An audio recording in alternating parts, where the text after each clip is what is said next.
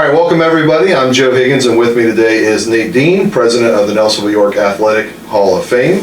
And we are here to announce our newest class of the Hall of Fame. We're going to begin with first our legacy inductee. Yeah, so first our legacy inductee comes from the class of 1962 from Nelsonville High School. That's Dave Anderson.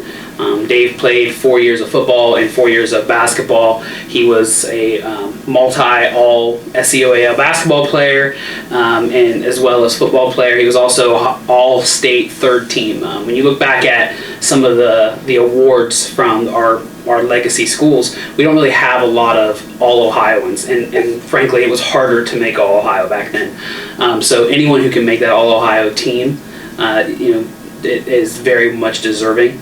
And not only was he a very, very good basketball player, but as I started to look back at the newspapers, you have to start at a certain date and you have to end at a certain date. And I started in November, and the first article that popped up was a football game, the last game of the season, and he had a couple catches and a touchdown. Like, he was one of the main focuses on that team as well, even though basketball was his main sport. So he was a contributor and a great athlete in his time and on every team that he was on.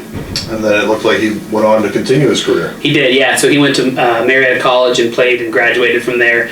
And just another great Nelsonville area athlete to go on and further his education and further his academics and his athletic career at the next level.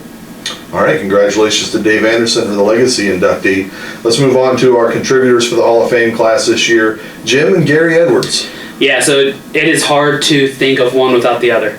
They are two great men who have done so much for our area in general, and really our school district. And we would not have what we have here at Nelsonville-York without the efforts and hard work and determination from those two men. I was around them growing up, and I saw them always out, always helping, always giving back.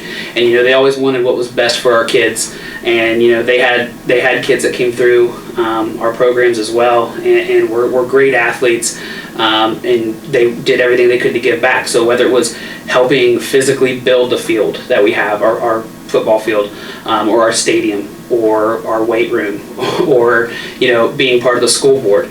They both are Nelsonville-York alums themselves, both graduated in the 70s, both played under Coach Boston and Coach McLaughlin, and have that understanding of what that culture means, and they've done everything in their ability and their power to help continue that on, and all of our student athletes have seen that, and they reap the benefits of that. I love that you said culture, because Nelsonville-York has its culture, and I think these two are epitomes of exactly that. When you talk about this school has been fortunate to have a number of people supporting it from the outside, and I think these two would probably be on the top of those lists. Absolutely, absolutely. And you still see them around constantly. And like I said, I saw them when I was growing up. Whether I was going up to train at one of their houses, whether that be indoor basketball court or high-speed treadmill, or just seeing them help out around here and wanting our student athletes to have the best or one of the best facilities in Southern Ohio.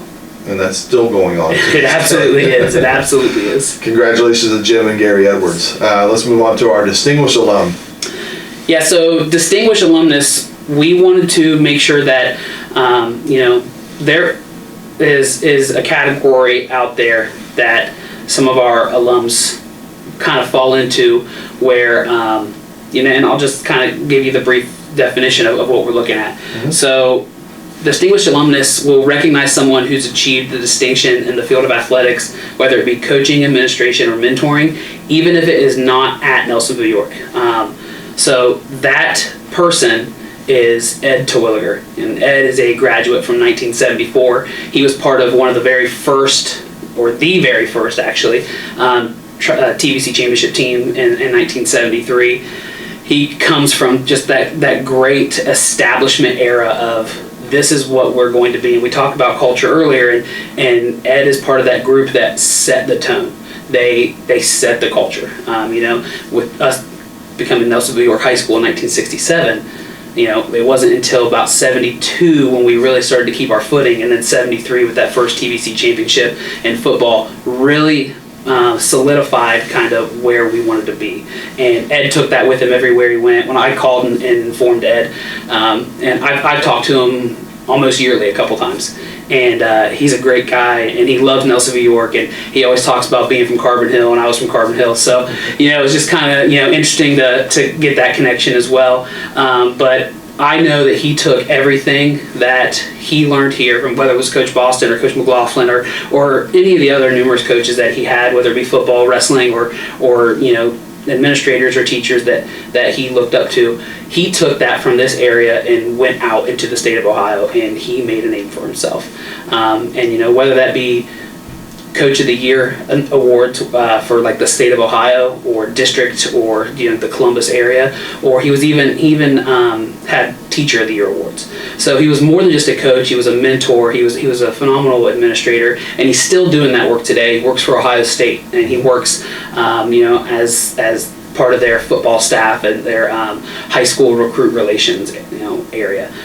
But like I said, I called him and talked to him, and he said, "You may not be able to believe this, but I'm at a loss for words." And I know, like talking to him, year after year, that's a lot, and he texted me the next day and again just said he was really honored and he's very excited and thankful to be going in. And he's already a part of 2 other Ohio High School Athletic Hall of Fames, whether it be the Ohio High School Football Coaches Association or the Columbus Area Coaches Association Hall of Fame.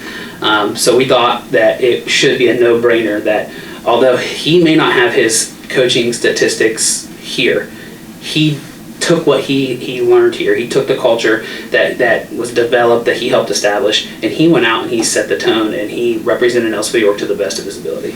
And he's still an advocate for Nelsonville-York. I know that a lot of our athletes have been able to speak with him over the years and kind of create some networking opportunities. Yes, absolutely. And then there's also, there's a funny story. I was working at another school, and we went to the coaches clinic up in Columbus. And one of the guys that was there was like, "Hey, I was behind this Ohio State coach, and he was setting up their rooms. He's like, we need to get somebody who knows those guys, and we need to go up there and hang out with them." And he's like, "Actually, that's the guy right there." And he said, "We need to know who knows that guy." And I turned around, and I was like, well, I get up and talk to him. So I went over and talked to him. I said, "Coach Terwilliger, how are you doing?" And he started smiling. "Nate, how are you?" And we went back to the table, and they were like, "How'd you know him?" I said, "He's a Nelsonville-York guy. We go back." So yeah, he's always willing to talk about Nelsonville-York and loves the area and loves the school. No, I think you said it best when you said this was a no-brainer. Absolutely. And so now we're going to move to, is this a new category, or we started it relatively soon? It's something that started relatively soon. So essentially what it is we wanted to look at, we have our legacy category. And really we have some athletes that would qualify and go in as legacy. The problem is we don't have a ton of information on them, but what we do have is we know that they went and they played professionally. Right. And so this next category or this next group of individuals going in, they'll be going in on one individual plaque. So the plaque will just be a running plaque. Every year, if somebody who is nominated from the area makes it, then we will just continue to add a name. And so this is our professional plaque. And when you look at it, you'll notice some dates. So the reason why we wanted to make sure this is the distinction was because we have a couple people here who, I won't say a couple people, all of them played before 1950. Yes. And so, again, it's harder to find that information, but they're from this area. They are from the schools or the makeup of what, came into being Nelsonville-York. So we wanted to make sure those individuals were recognized. And so I'll go through here. I have a list of them. So the first one's Bob Williams. He played professionally and for the New York Yankees between 1911 and 1913. And so right there starting off, playing for the New York Yankees. I was actually looking through, I was able to find pictures of all but one of these guys, and Bob is one where I've got him in his Yankees uniform with catcher's gear on. So it was really cool to see that. Yeah, so another person who's got an NY. Oh yeah, another NY. Gotta love it. So he was from Monday, Ohio, and which was right up the road here that would be who we are those students would go to our school. Yep. The next is Dick Kimble.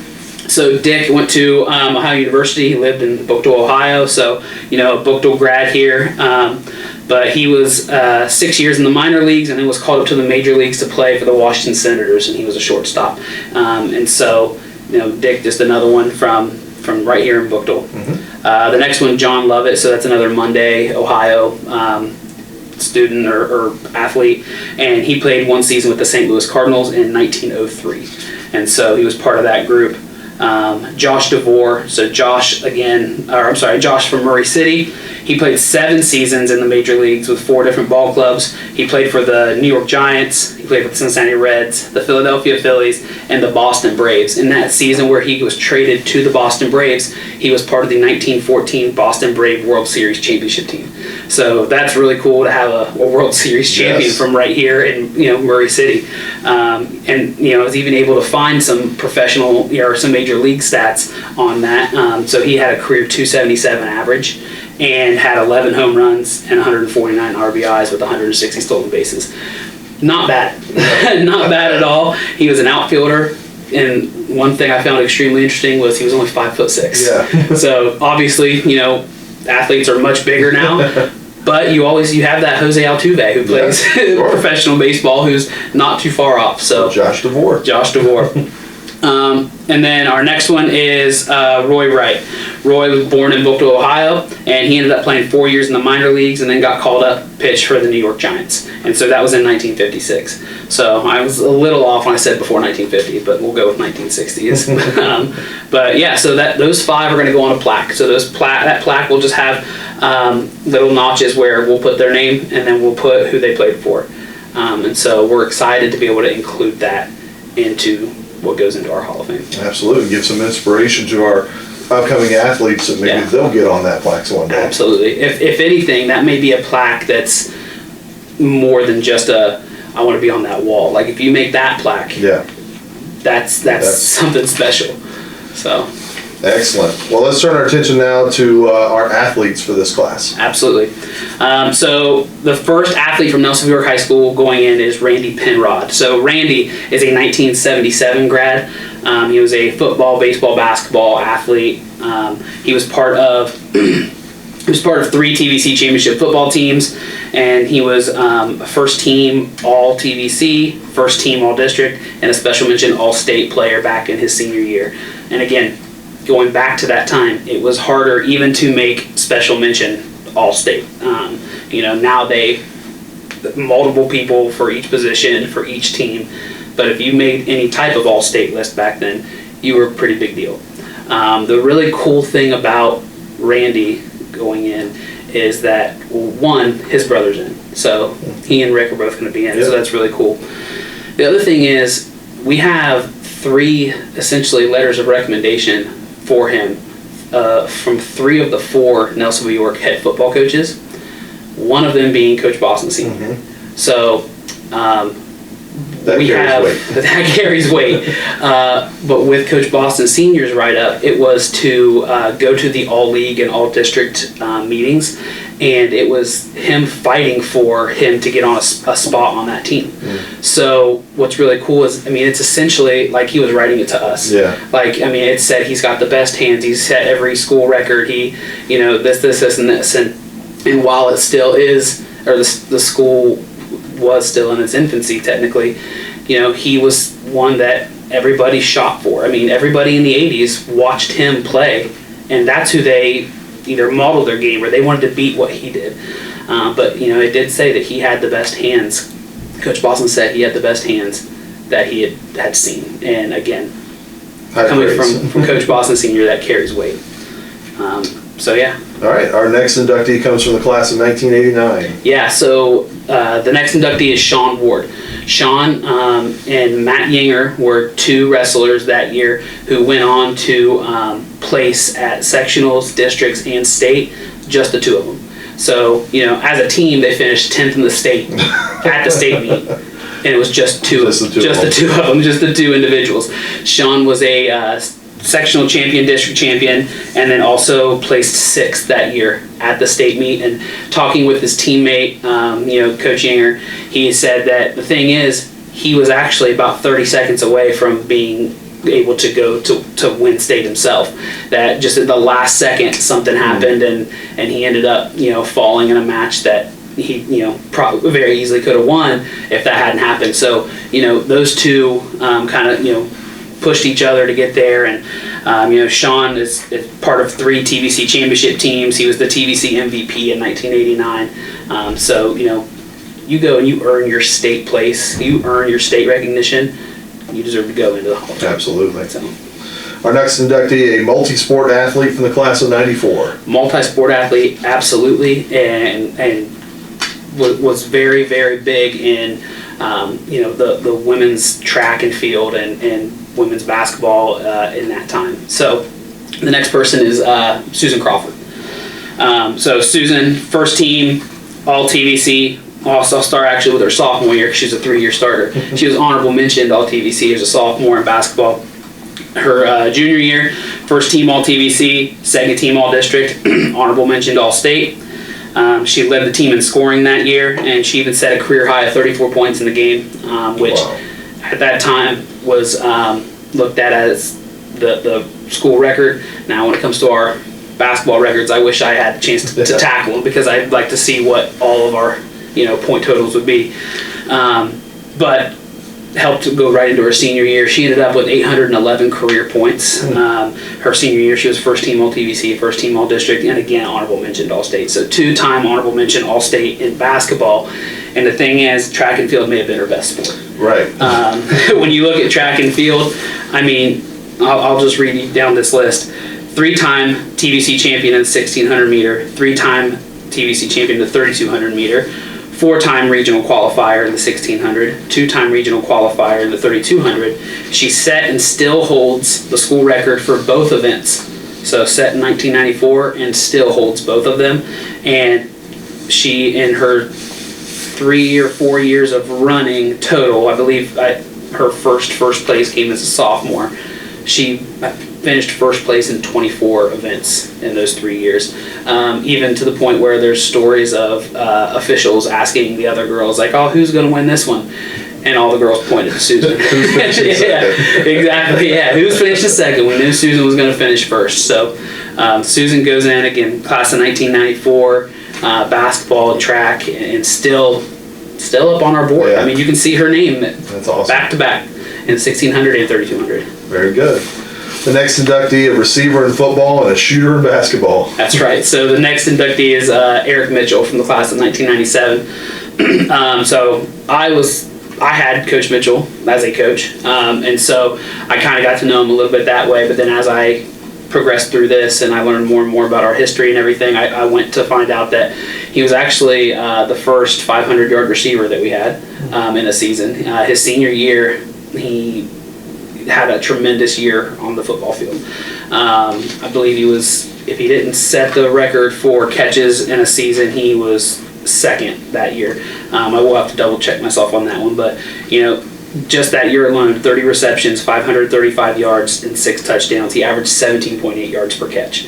And so, that was kind of the upbringing of, the newer style of offense that we were running. Ben Roby as quarterback, and Ben being our all-time leading passer and everything. And so Eric was 6'5", could jump out of the gym, could catch the ball, could run with the ball, was very, very good. And again, this is one where that wasn't his best sport. And so he was a first team all TVC, first team all district, and special mention all state in football in 1996, and that his senior year. But basketball is where I think a lot of people remember him most. So 355 points as a senior. He averaged 16 points a game and had 2 games where he had a career high 30 points. And he was part of that team that is known to be one of the best teams in our school's history. And so, they went to Alexander and, shut the place down and defeated that state-ranked team. They were state-ranked as well. So he was a big, big part of that. And he was here for when we recognized him at the basketball game, and he was very excited to know that he's going in. And just looking at it, he was a 2-time first team all TVC, and he was a second team all district basketball player as well. So Eric Mitchell, class of 1997, going in. Well deserved, and still giving back to the game. He's an official Absolutely. in the area now. Yeah. All right, let's move on to the class of 99. Yeah, so the next one, who is essentially part of the same team, is Eric Glass. And, he was part of that great 10-0 season that we had in 1997. And,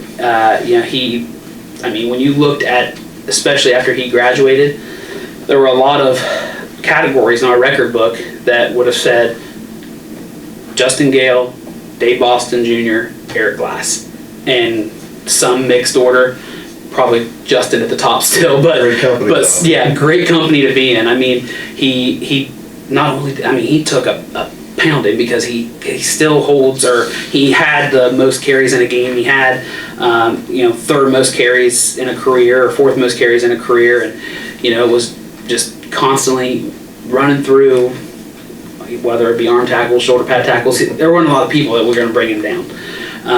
So as a Nelsonville-York football player, he was a 3-time first-team All-TVC selection, a 2-time first-team All-District selection, and a 2-time Special Mention All-State. Again, and top 5 in almost every category you have listed. Top 5 in almost every category, and as I have it listed down here on the side, he's still in the top 10 in a lot of those. Wow. Some of them he's still top 5. And so it's amazing. He's just another one of those great Nelsonville-York running backs to come through, and he's a big part of why that 1997 team was so successful as well. He did play defense, but his contribution from coming out of the backfield just was,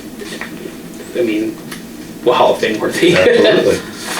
Our next inductee from the class of 2012, a great athlete, an up-and-coming coach as well, great coach, but even better man. Yes, 100% agree on that. The next person, class of 2012, is my best friend, Casey Cox. He was someone who we looked up to in everything he did, whether it was how he performed on the field, how he practiced, how he trained, how hard he worked to do his job. And I think he embodied what the term is of do your job, because you can look at his stats, especially for basketball.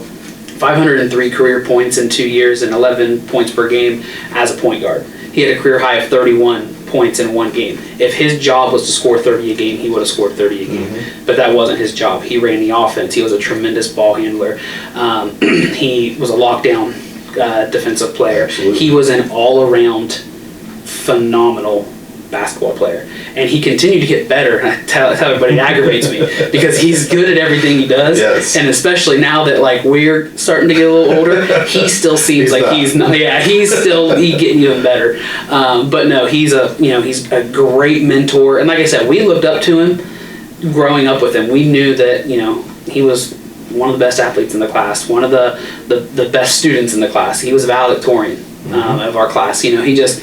He did all the right things. He wasn't someone who was going to get in trouble. He wasn't someone who, would make a bad pass over and over again, or would, take a strike 3 looking over and over again. He learned if he did something that was a mistake on the field or on the court, he learned from it, and he was that much better going up the next time.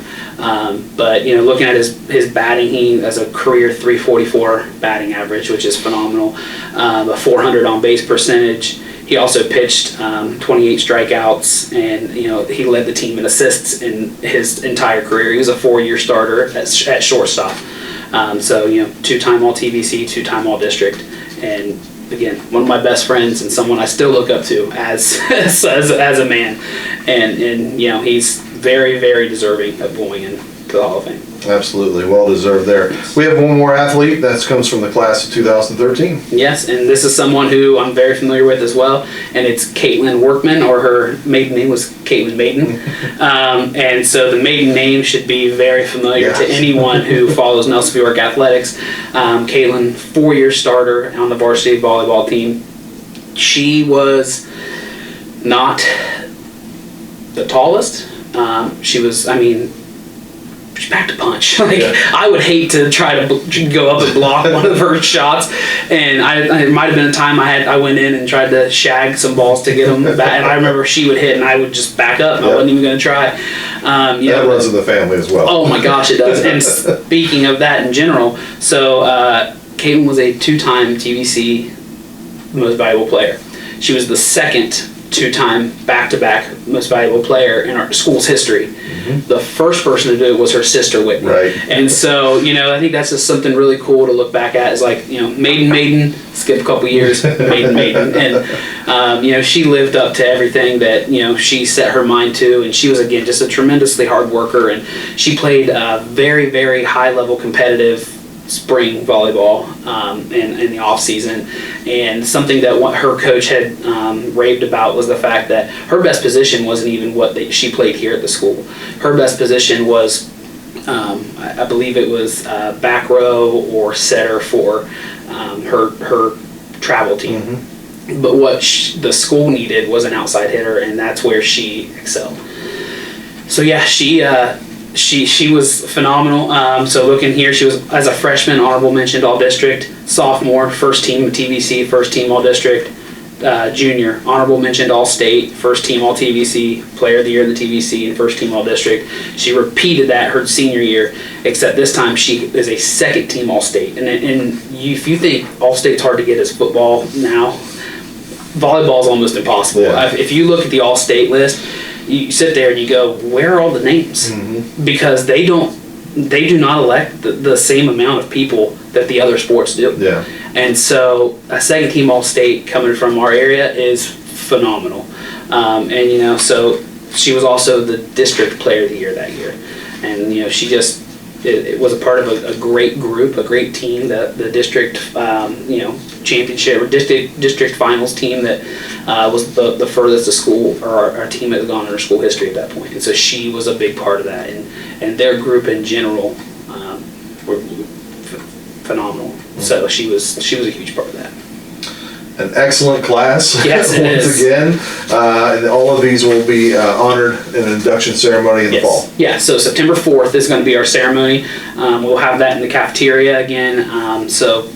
I believe it'll be about 6 o'clock. We start at 5:30, but we'll do like a brief introduction, and then we'll do our dinner. We always have a great spread. So even if you aren't sure of who any of the people are, if anybody wants to buy tickets and come out, it's a phenomenal spread. And then we get started about 6 with speeches. So it'll be a good night, and then we'll do an introduction at the football game the following night against Coal Grove on September 5th. All right, that's Nate Dean, president of Nelsonville-York Athletic Hall of Fame. I want to thank him for coming in and doing this with us, and then congratulations also to the latest class of the Nelsonville-York Athletic Hall of Fame.